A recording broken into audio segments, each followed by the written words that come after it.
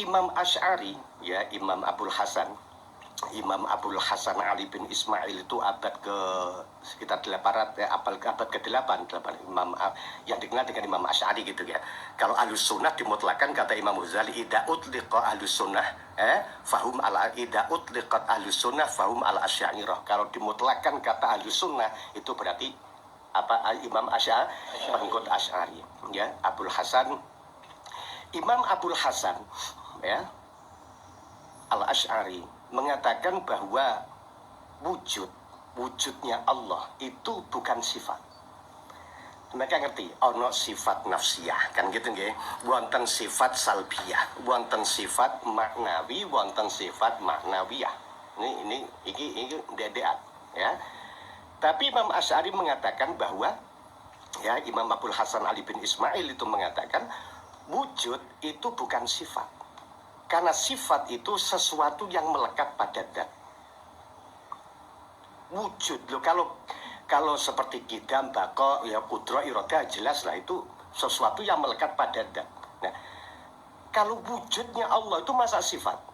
Maka Imam Al-Maturidi mengatakan bahwa Imam Asy'ari mengatakan itu sifat. Imam Maturidi, ya Imam siapa?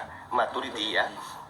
Abu Mansur Muhammad bin Mahmud ya Al-Maturidi Al-Hanafi, dia madhabnya Hanafi, itu mengatakan bahwa wujud itu bukan sifat tapi hal. Kalau Asy'ari mengatakan wujud itu adalah sifat, makanya sifat 20 diawali dari wujud.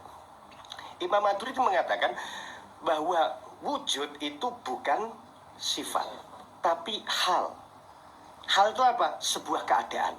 Keadaan itu sesuatu yang tidak bisa kau katakan ada hatta yusyahad walam yanhat ila darajatil ma'dum hatta shara adaman mahdhan. Tidak boleh dikatakan ada sehingga tampak, tidak boleh dikatakan tidak ada sehingga tidak ada sama sekali. Itulah namanya hal, keadaan. Ini hal tauhid ya, bukan hal napa? Nahu ya. Padha karo Allah wajib duwe sifat wujud, mbok pahami fikih. Lah nek Gusti Allah gak duwe sifat kita berarti dosa lho.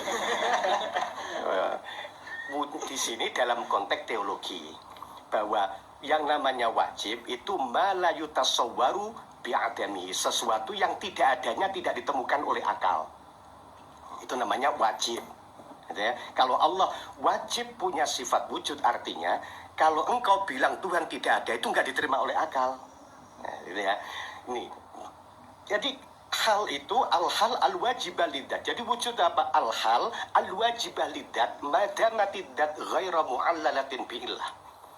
Wujud itu sebuah keadaan, ya, sebelum dia kedatangan sebuah ilat. Kalau ada ilat seperti kaunuhu muridan, kaunuhu qadiron, kaunuhu hayyan, itu kan namanya bi'ilatin. Dan sekarang kalau wujud itu nempel kepada apa? Datnya. Nah, kalau wujud keadaan itu ya tidak bisa dilihat karena keadaanmu gimana? Sehat. Yang sehat itu bukan keadaan, yang kita lihat itu bukan keadaannya, tetapi reaksi dari sehatmu. Itu lah. Makanya akeh wong dikatakan ketok sehat umur-umur mate ngene. Jadi hal. Nah, sekarang kalau Imam Asy'ari mengatakan itu sifat, sebenarnya ada kesamaan. Sifat itu sesuatu yang melekat pada benda, melekat pada zat. Selama zat itu ada, sifat ada. Kuning itu warna, tapi warna itu adalah zat. Sekecil apapun zat pasti ada sifat. Tidak ada, walaupun sekecil molekul atom dia tetap ada sifat. Dia sifat yang melekat pada zat.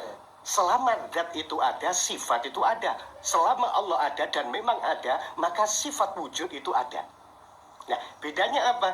Kalau kau katakan sifat, berarti wujud itu sesuatu yang di luar maujudnya.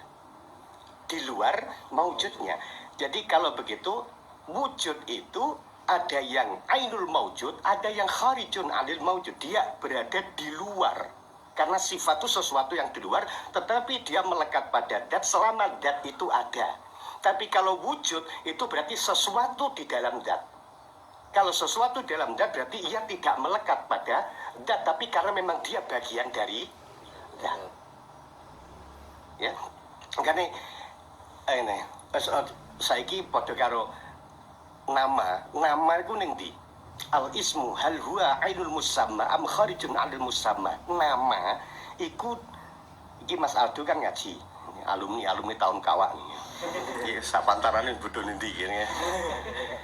Ini ya. Namanya siapa? Aldo. Di mana tempatnya Aldo? Nama Aldo itu di mana? Saya tanya. Di manakah nama Aldo itu? Di mana?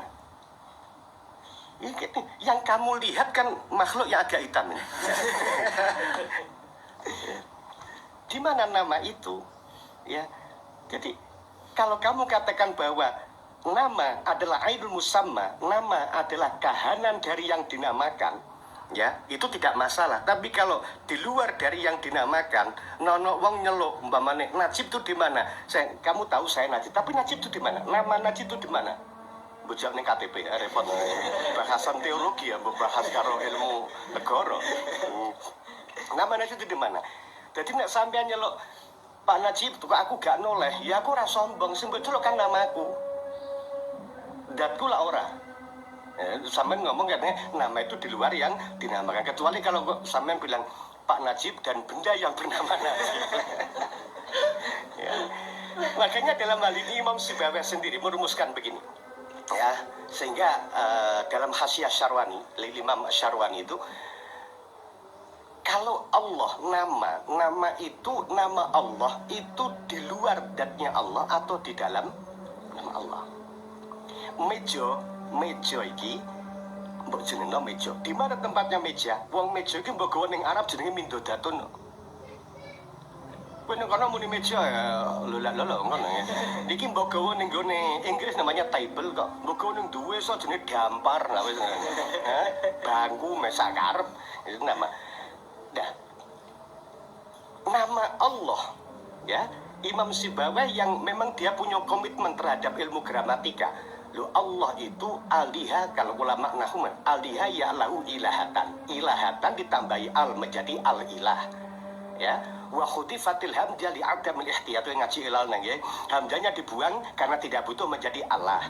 Wa udhimatil lam rula ila saniyah fasara Allah wa fukhimatil lam li ajri ta'dim fasara Allah. Ya, lagi kok Allah ditasrifi piye?